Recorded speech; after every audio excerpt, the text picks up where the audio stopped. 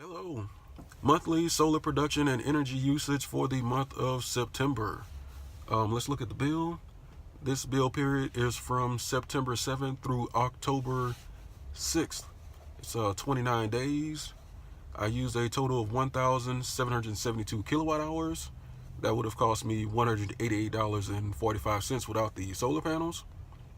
I sent 529 kilowatt hours back to the grid, which gave me a credit of $49.76. I actually produced a total of 822.5 kilowatt hours, but I actually kept some of it and I didn't send it back to the grid. So if you include that number, I actually saved a total of $77.36. But the actual amount I had to pay was $137.22. My electricity rate is basically the same. It went up a little bit. It's 9.406 cents per kilowatt hour this period. My average electricity usage was 43 kilowatt hours per day. That's up 5 kilowatt hours from the previous period, and it's down 23 kilowatt hours from the same point last year when I didn't have solar panels. Looking at what happened during the period, the days continue to get shorter. The sunrise went from 6:46 a.m. to 7:02 a.m. The sunset went from 7:20 p.m. to 6:38 p.m. So we went from 12 hours and 34 minutes of daylight to 11 hours and 43 minutes of daylight. Average temperature was 79 degrees, just 1 degree down from the previous period. The weather was pretty favorable. We had 14 sunny days, 13 partly cloudy, and 2 cloudy days. So how much did the Tesla save me this month? I drove a total of 1,955 miles. That's actually down 450 miles from the previous period, even doing Uber for those LSU football games. My efficiency went down a little bit. I'm now at 295 watt hours per mile, and that would have cost me $54.25 to charge the car. That's not including any supercharging or any vampire drain that you get with the car. The local average gas prices over that time was $2.50 per gallon. That would have cost $181.02 to drive a car that gets 27 miles per gallon, that same amount of miles. So having that Tesla saved me $126.77. Just for comparison, the break-even price for a gas-powered vehicle, you would need one that got 90 miles per gallon.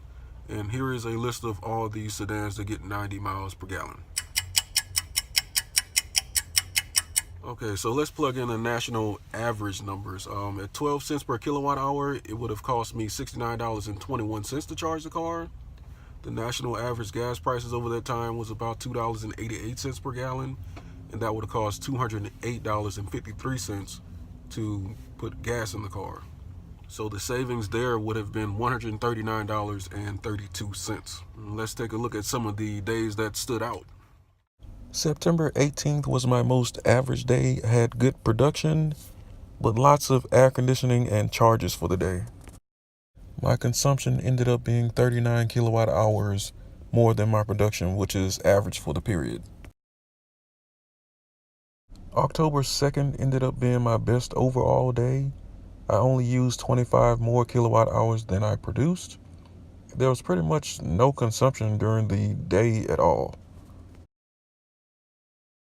September 22nd was my worst overall day. I used 86.7 more kilowatt hours than I produced. That was a Saturday. There was a football game that day, and I Ubered from early morning till around noon when I plugged the car back in.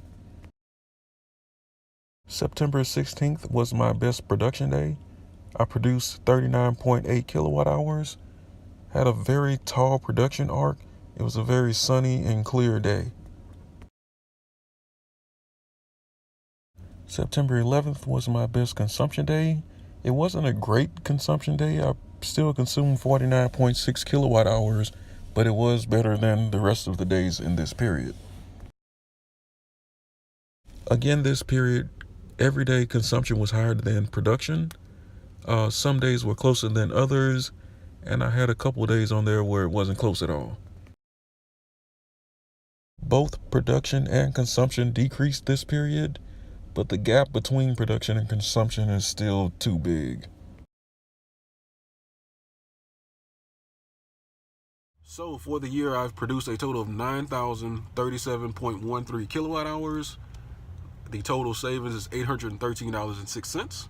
My average production is 33.56 kilowatt hours, which is still over my guarantee of 28.5 kilowatt hours that my system is guaranteed to produce.